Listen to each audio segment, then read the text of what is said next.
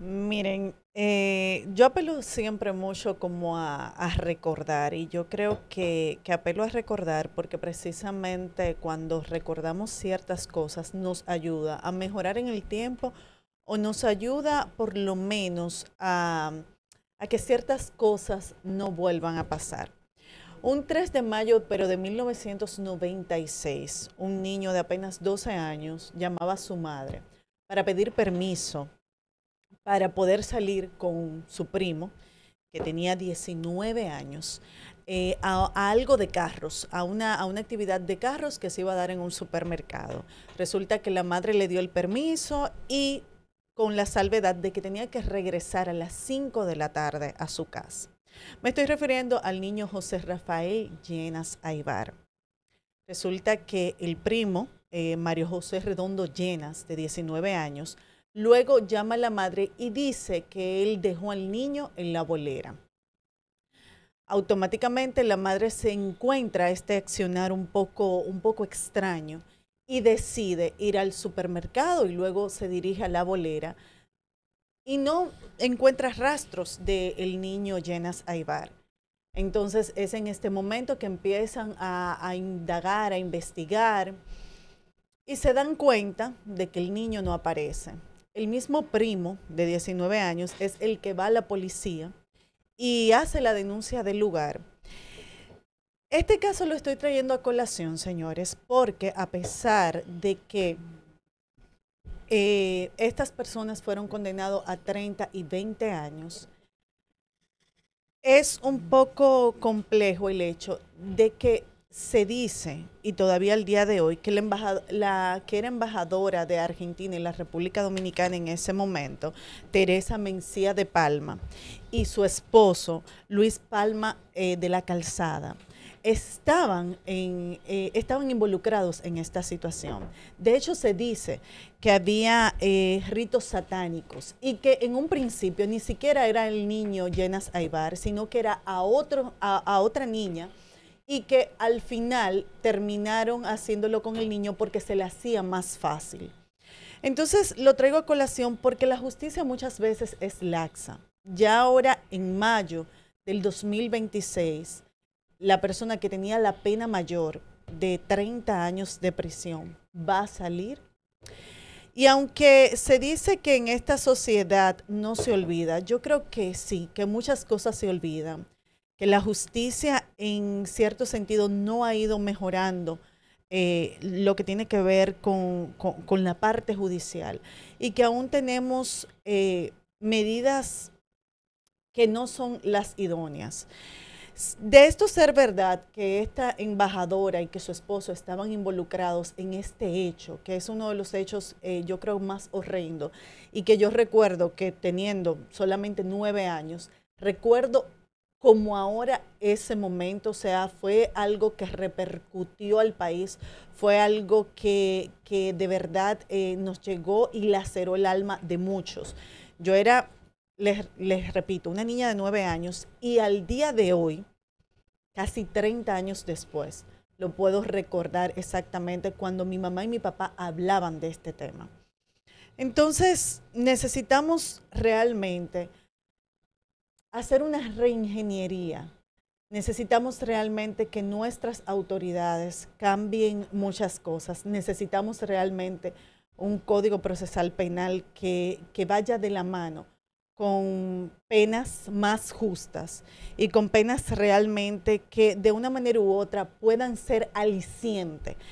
Pero sobre todas las cosas, señores, necesitamos no olvidar, necesitamos mantener viva aquellas cosas que han marcado definitivamente a toda una sociedad. Eso es así y definitivamente lo que decías de que sí olvidamos y volvemos y repetimos y caemos en un Claro. círculo vicioso y lamentablemente nosotros olvidamos, pero ¿a quién le conviene eso? A la clase política, a la clase judicial de nuestro O a la país, clase poderosa. a la clase poderosa más que todo, y la verdad es que no debemos jugar al olvido, porque eso hace que lo que yo decía anteriormente, hoy por ti, mañana por mí, y lamentablemente hoy son otras personas que sufren de este flagelo pero mañana no puede tocar a cualquiera de nosotros. Yo sí, parece mentira que todavía al día de hoy, hay cosas que todavía no están bien claras con respecto a este tema. Y da pena, así mismo como decían ahorita que el doctor Joaquín Balaguer, como todos, tienen luces y sombras.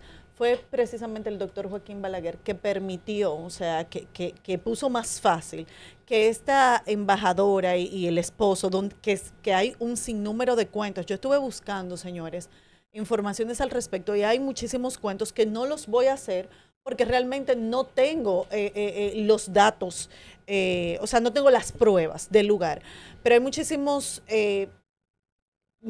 informaciones con respecto a esta pareja que son terroríficas. Lo que pasa también hay que entender que no fue que Balaguer los dejó ir porque quiso dejarlos ir.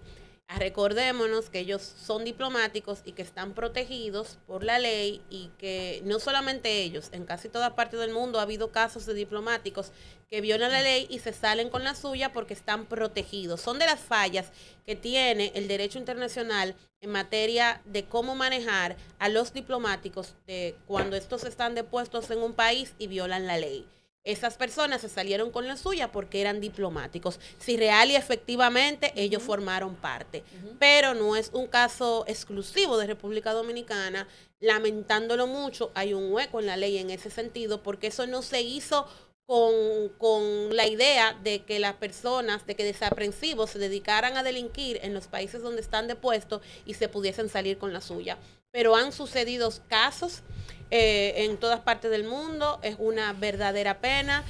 A mí realmente este caso marcó un antes y un después en la sociedad dominicana. A pesar de que aquí se juega mucho al olvido, yo creo que ese es el único caso que yo creo que cuando ese muchacho salga de la cárcel, que ya no es un muchacho, es un hombre, tuvo un hijo, hizo una carrera, destruyó su familia, los abuelos murieron a los 2 o 3 días, señores, porque lo destruyó. Estamos hablando de que son 2 hermanos cuyos hijos se mataron, un hijo mató al otro. En un tribunal en bancadas diferentes. En bancadas diferentes. Muy fuerte. Moliné creo que ni en el país vive. Creo que Redondo Llena va a tener que irse del país, porque yo creo que es el único caso en la República Dominicana que la gente ha mantenido vivo y eso impidió que él pudiese salir a mitad de la pena, como la ley a veces lo prevé si tú tienes un buen comportamiento y una serie de cosas. Entonces, lo triste es que como ese caso hay muchos otros que no han recibido la visibilidad que recibió el caso Llenas Aybar, porque hasta para ser víctima en este país hay que tener suerte. Mira, yo creo que ese caso, yo estaba muy pequeño cuando ocurrió esto. ¿En qué año fue? 1996. 96. Todos éramos niños. Él tenía 13 años, niño. Todos éramos niños adolescentes. Porque él nació en el 83 o en el 84, me parece que fue. Él tenía 12 años. 12 años. 12 años. Y esto marcó a toda la sociedad dominicana, la marcó. Hasta el sol de hoy. Mira, y todavía cumplen la sentencia de 30 años. Sí.